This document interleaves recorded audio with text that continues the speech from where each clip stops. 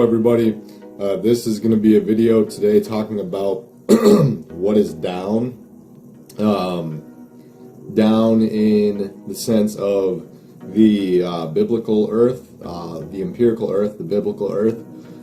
Down in the sense of a globe, and actually why a globe might not be able to explain down, at least with the current model. So we'll first get into what I have drawn out here. So what this is actually, this is an object. I just drew a baseball, and it's in the air, and around it are these particles. And so kind of on the side here, what I have is the energy requirement. So to pick an object up, you have to put more energy into an object. It will require more energy if you're holding a ball down here, and as you raise it up, it's going to become more and more difficult to raise it up higher and higher, or require more energy to get it up into a new level. And then over here is, I have the air particle density. So when you go lower, there is more air, and then as you go up, there is less and less air, or less and less particles, I should say. So you have more particles down here, fewer particles up here, and then where this ball is at is actually at equilibrium. Like if the ball was gonna move, like the ball, once you let this ball go, this ball has been released, and now it is here. And in this ball, I actually just drew it just at the bottom here, but this is particles as well, and the ball is very dense with particles. So if you have this baseball, or this object, it's gonna be looking for a direction to go. It's gonna go in a direction, and so which way is it gonna go? Well, it's already at equilibrium with the air on either side of it, or I guess dimensionally on, going towards, going back, going left or right. It's already at equilibrium with where it's at, so it doesn't have any influence to go to one of the sides. Now, could it go up or down? Well, how would we know which way that it goes?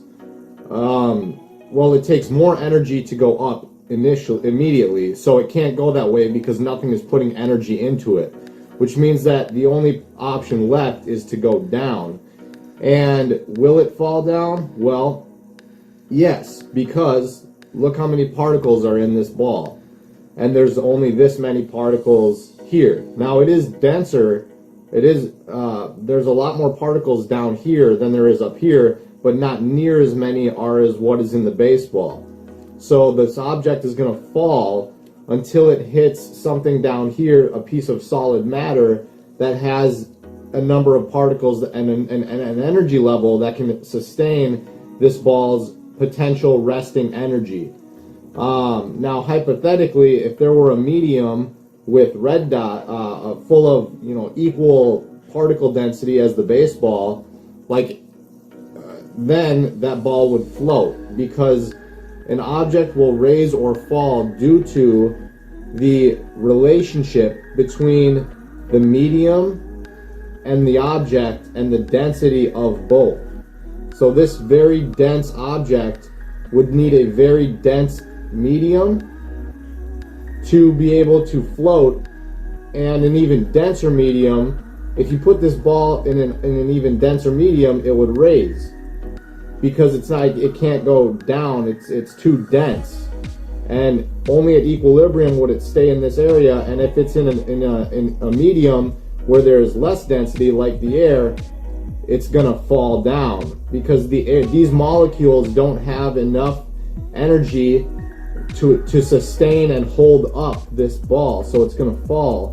And then solid matter like a table or the ground has considerably more energy because it's solid. So that is actually why things go down. That's also why so really this is density.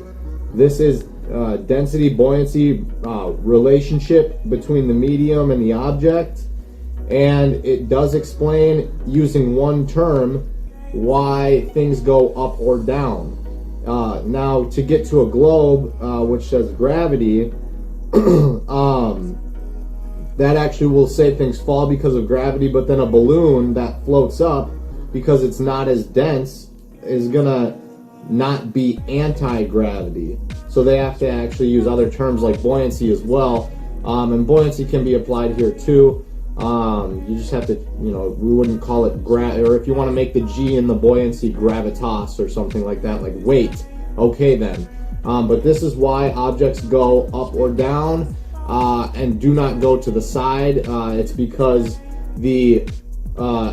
it's going to be particle relationship between up or down because the sides are excluded because there's equilibrium. So there's no tendency for it to go to one direction or the other. So this is up or down on the empirical Earth, on the biblical Earth, on the planar Earth. This is one possible explanation. There are some people who propose electromagnetic phenomena and those things, and those are options as well. I'm just saying this is one option that is scientifically and logically coherent. So now I'm actually going to get into the globe explanation. So right now, according to the heliocentric model that is taught in the academic system, matter-to-matter attraction is actually no longer the explanation for why things fall or are attracted to one another or anything. So Newton's gone. Three-body problem, I think, is still there. But anyway, so this is the space-time fabric. And this is, keep in mind, this is strictly hypothetical thought, imaginary, or using the imagination, because we actually have never observed any space-time fabric. So this is strictly a thought process. But what we have here is the bending of space-time. So this ball is going to bend this space-time and this fabric, and it's going to bend it down for some reason. Why? Well, if the Earth is already bending down this chunk of space fabric and this ball is on the Earth, how is there another layer of space-time fabric when the Earth is already bending it this way? And technically the sun should be taking up that fabric anyway, so this would be like resting in a divot, but the Earth's divot that it's creating in space-time fabric is down here, not up here where the ball is. So is space-time fabric ubiquitous?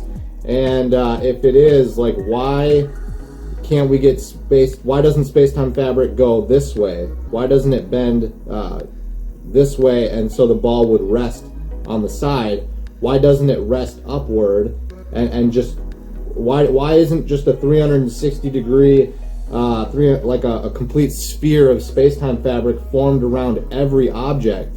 If there's always replenishing, constant, ubiquitous, all over the place space-time fabric, why doesn't everything just get stuck and caught in this fabric, kind of like a spider web, like a 360 degree by 360 degree by 360 degree XYZ axis spider web? How does this band of space-time fabric get here when the Earth is dragging it down? So this is actually kind of something that I'm curious about. So if any globe people out there would like to explain this, please feel free to try to do so. And yeah, so that's kind of it for the globe. And this, so why I bring this up is because I was in a in a discussion with a few people that are pro globe. I don't want to think any of them are anti anti-flat earthers, anti-biblical earthers. There's a difference between those. People that are pro-globe are kind of more sincere. They genuinely believe that the earth is a globe, and so they advocate as such. But then you have anti-Bible earthers who are like obsessed with wanting to disprove the earth. They are very mean. They rip on people. They aren't open-minded or willing to have like civil discussion, and some of those people are apparently out there. So I was having a discussion, and I had brought up the four lights experiment, which I'm going to show here, probably over me talking. But this four lights experiment is, I can probably play a video over this too, of it. But the four lights experiment is something that shows the characteristics of water and how the water shape is flat, planar, and this would be showing the shape of the surface of lakes and oceans, which is a majority of the Earth's surface. So that would be revealing that the Earth is planar over water, and thus the Earth is, flat, biblical Earth. And so we were discussing, and I had mentioned this experiment, and I wanted to like talk about that, and immediately, pretty much from going to from talking about this experiment, which it wasn't even discussed with these people, we went right into how certain phenomena work, like how does down work, and I had to really think about it, because I think it does have kind of something to do with resting energy, potential energy, and then kinetic energy. Things are either have potential or they're kinetic. They're either resting or they're moving. And so I wanted to discuss the Earth characteristics, but it got into how certain phenomena are. And so to anyone who advocates for a biblical Earth, just know characteristics of the Earth, the lack of curvature and the lack of motion to the Earth are more precedence, they're more important, they have a higher priority and ranking in determination of the shape of the Earth, which is what we're talking about, than how phenomena work.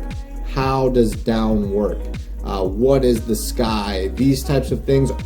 If you can show characteristics of Earth when the discussion and the contention is about the characteristics of the Earth, that supersedes everything, because that's literally on topic. Everything else is off topic.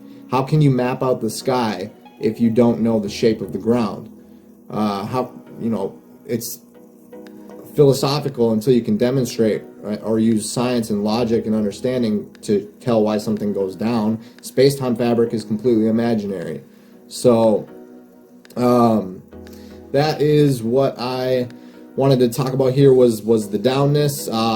All this talk about down, though, let's keep it on the up and up and keep things, positive, and really be enthusiastic about one another, and biblical towards our unconditional love for others, grace, forgiveness, peace, and mercy. Let's have all those things, compassion for our fellow man, and let's keep things up. We don't gotta be down. The Earth's been down for so long, but let's keep it on the up. Peace be with you all.